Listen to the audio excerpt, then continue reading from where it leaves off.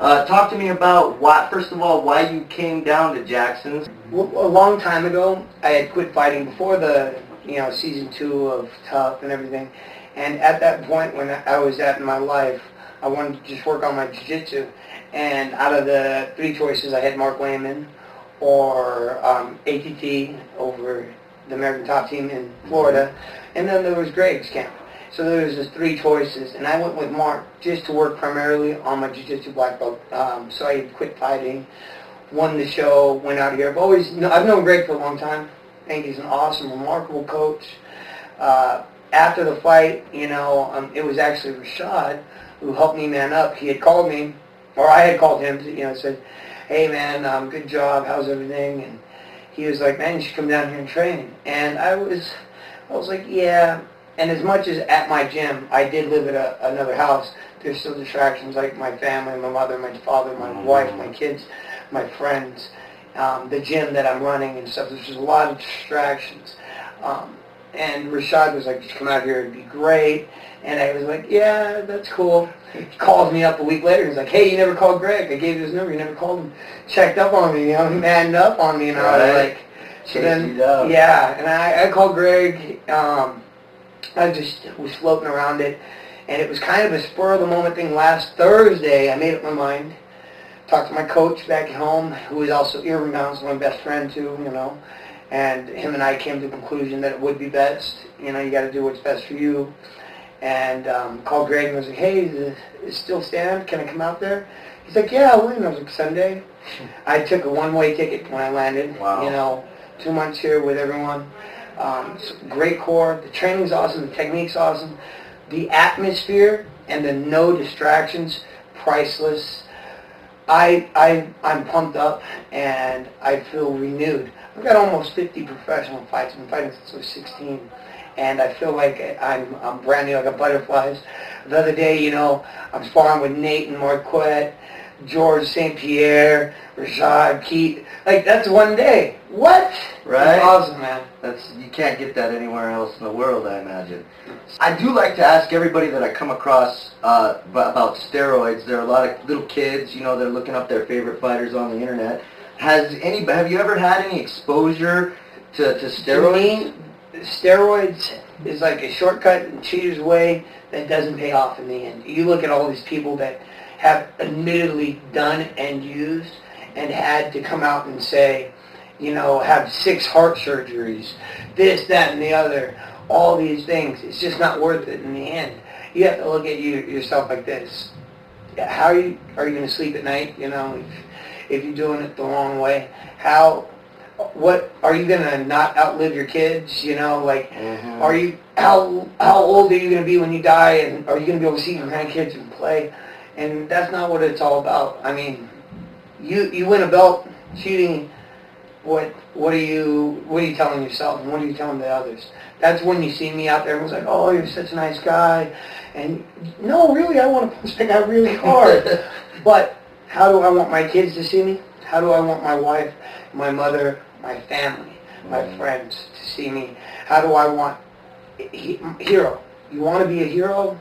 You got to be a hero. We had heroes when we were kids. They're far in between right now. There's not very many heroes up there. Right. And that's a shame, because we had heroes when we were little, and they had heroes when that's what made them strive to become better, and that's what made me strive. I remember I was a little kid, and I was like, "Ooh, I want to strive. I want to be like that." Who were your heroes growing up? Talk to me. Tell me. When I was 11, wrestling-wise, people like Alexander Crone. Fighting-wise, Dan Henderson, Randy Couture.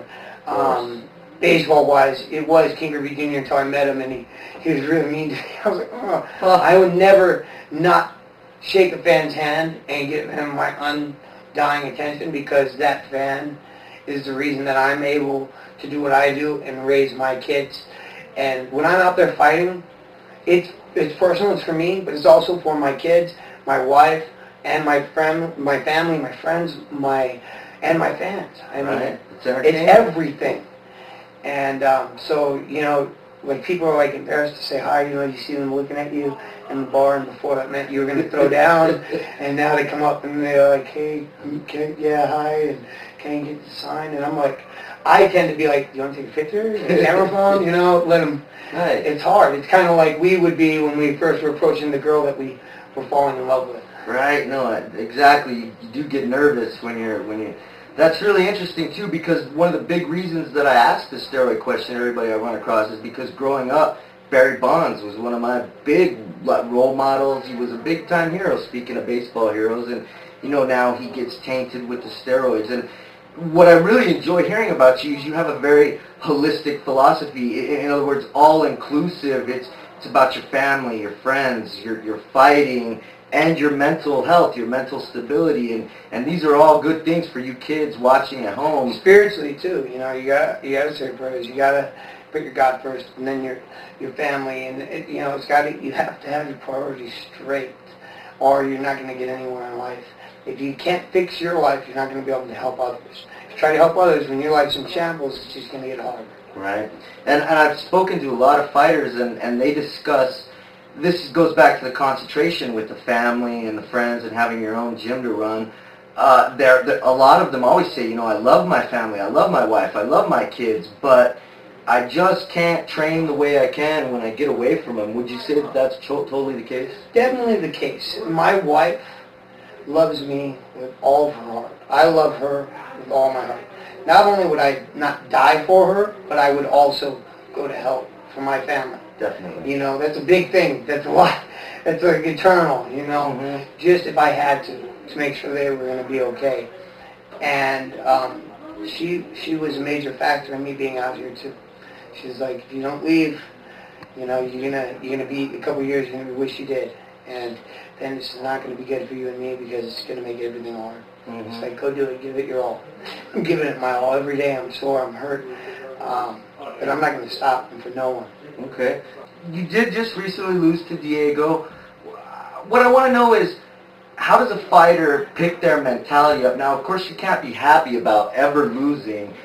You know, what do you do for the next couple days after that to kind of get the fire back in your heart to go and train and to kick somebody's ass again? You know? Well, a good friend once told me that 10% of your life is going to be messed up, whether it be divorce, whether it be, you know, your wife cheating, this, that, and the other. So many things, family members dying, all this amazing stuff, 10%.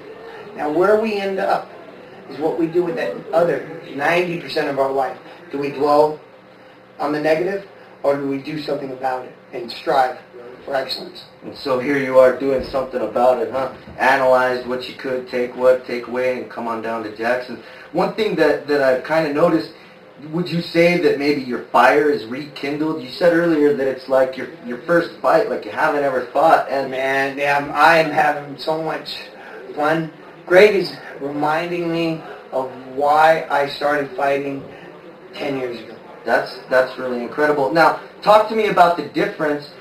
Was there ever a point in your career where you were maybe like, you know, this isn't maybe what I want to do for the rest of my life? If you don't know why you're fighting, then you're never going to get to be where you want to be. Because you don't know, you don't understand yourself. You can't control yourself, you can't control someone else. You can't control someone else, you can't beat them, you can only win. Mm-hmm. And you have to look at it like this. Fighting for money? Are you fighting to be champion? Are you fighting to be the best in the world, pound for pound? Why are you fighting? I'm fighting for the same reason I started 10 years ago. And you go up and down through this 10 years, you know, oh, it's a big payday. Oh, I'm fighting because I want to be a champ again. And I want to have the belt. And I told Greg 2 days ago, he's like, Joe, you're doing awesome. And he doesn't brag about having 2 world champs here. Mm-hmm. And I looked at him and was like, Coach, I'm going to bring you a third one. Promise you. He looked and he's like, I know, Daddy. And I'm going to do it.